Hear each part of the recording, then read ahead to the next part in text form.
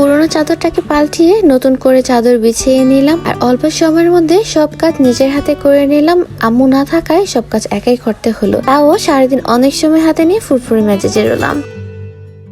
Hey guys, আসসালামু আলাইকুম। Sadia blog থেকে আমি সাদিয়া ওয়েলকাম করছি আপনাদের সবাইকে। আশা করি যে যেখান থেকে আমার এই ভিডিওটা দেখছেন আপনারা সবাই ভালো আছেন। আলহামদুলিল্লাহ, আমি আমার পরিবারের সবাই অনেক ভালো আছি।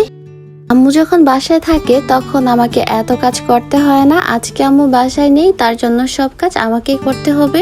সকালে সিম্পল একটা নাস্তা করে নিয়েছি, তারপরে দেখলাম যে বিছানার চাদরটা বেশ নোংরা হয়ে গিয়েছে, তো বিছানার চাদরটাকে পাল্টিয়ে নতুন করে একটা চাদর বিছিয়ে দিলাম। অন্যান্য দিনে মেঘ থাকলেও আজকে কিন্তু বেশ পরিমাণে রোদ উঠেছে, তো তার জন্য আমি আমার বিছানার চাদরটাকে চেঞ্জ করে দিয়েছি।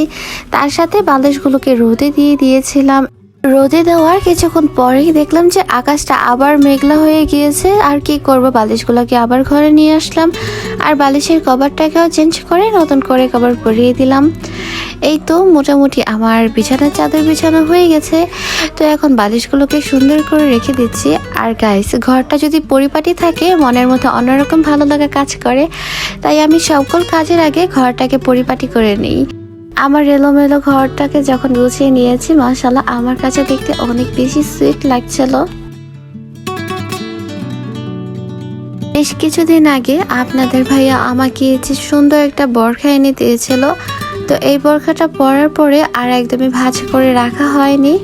তো ভাবলাম আজকে যেহেতু ফ্রি আছি তাই আজকে বোরখাটা ভাঁজ করে নিই। আর এই যে সুন্দর বোরখাটাকে ভাঁজ করতে আমার তো ভীষণ প্রবলেম হচ্ছিল। এদিক দিয়ে ভাঁজ করলে ওদিক দিয়ে খুলে যাচ্ছিল, ওদিক দিয়ে ভাঁজ করলে এদিক দিয়ে খুলে যাচ্ছিল। আমি ঠিক করে ভাঁজ করতেই পারছিলাম না। আর কি করব, তাও অনেক কষ্টে কোনো রকমে ভাঁজ করে নিয়েছি।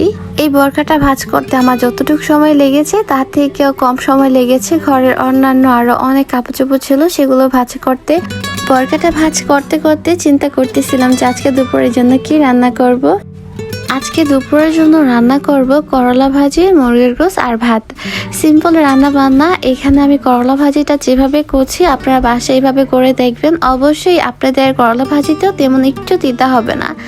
এখানে করলা ভাজি করার সময় আপনাদের অবশ্যই খেয়াল রাখতে হবে পেঁয়াজের পরিমাপটা অবশ্যই একটু বাড়িয়ে দিবেন আর একটু তেলটা বেশি করে দিবেন। এখানে আমি করলাগুলো যখন কেটেছি তারপরে লবণ দিয়ে কচলে ভালোভাবে ধুয়ে নিয়েছি অ্যান্ড পানি ঝরিয়ে কিছুটা সময় রেখে দিয়েছি।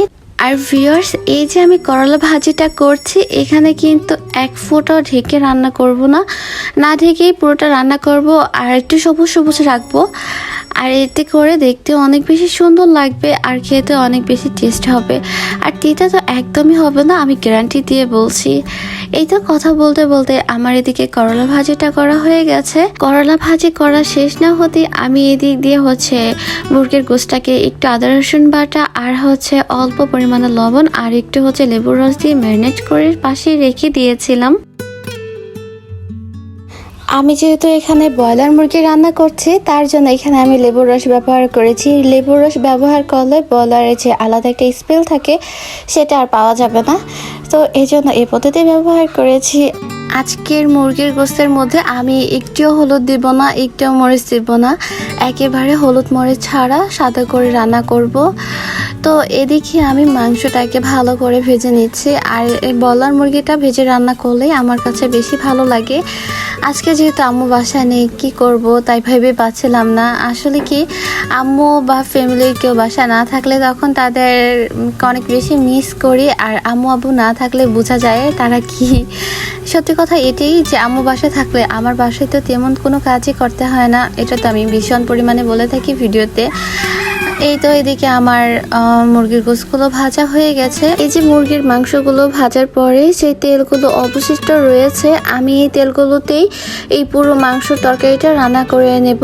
আর এখানে রান্না করার জন্য আমি কিছু পেঁয়াজ কুচি করে নিয়েছি, তার সাথে কিছু কাঁচামরিচ কুচি করে নিয়েছি।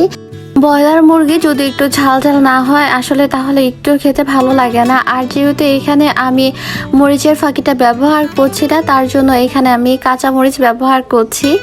এখানে আমি পেঁয়াজটাকে ভালোভাবে ভেজে নিচ্ছি, তারপরে এর সাথে অ্যাড করছি আদা রসুন বাটা, তার সাথে অ্যাড করছি কাঁচা মরিচ, এটা তো মাস্ট বি দিতেই হবে, তারপরে জিরা ফাঁকি আর হচ্ছে ধনিয়া ফাঁকি, এগুলো দিয়ে ভালো করে কষিয়ে নিতে হবে। আর এর সাথে মাস্ট বি যে জিনিসটা অ্যাড করতে হবে সেটা আমার মাথাতেই ছিল না, সেটা হচ্ছে তেজপাতা, গোলমরিচ গুঁড়া, তারপরে হচ্ছে দারচিনি, এলাচ, এগুলো তো আমার মাথাতেই ছিল না। একটু পরে মনে পড়লো যেন কি দেই নেই।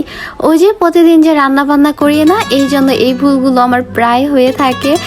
আর এখানে যে কলিজাটা কিন্তু আমি একদমই ভাজা দিইনি, কারণ এটা ভাজা দিলে গলে যাওয়ার একটা সম্ভাবনা থেকে যায়, এই জন্য এটা ভাজা বাদ দিয়ে সবগুলো ভাজা দিয়ে নিয়েছিলাম। এখন এটাকে ভালো করে কষিয়ে নিতে হবে। আর ভিউয়ার্স, আমার ভিডিওর কোনো অংশ যদি আপনার ভালো লেগে থাকে, আপনি যদি আজকে আমার ভিডিওটা প্রথম দেখে থাকেন, তাহলে অবশ্যই আমার চ্যানেলটা সাবস্ক্রাইব করে পাশে থাকা বেল বাটনটি ক্লিক করে অল করে দেবেন অ্যান্ড লাইক দিয়ে ভিডিওটা কন্টিনিউ করবেন। আর ভিডিওর কোন অংশটা আপনার ভালো লেগেছে অবশ্যই কমেন্টে জানিয়ে দিবেন প্লিজ। অনেক মানুষ আছে যারা একদমই হলুদ মরিচ খেতে পারে না, তাদের জন্য এটা কিন্তু বেস্ট খাবার।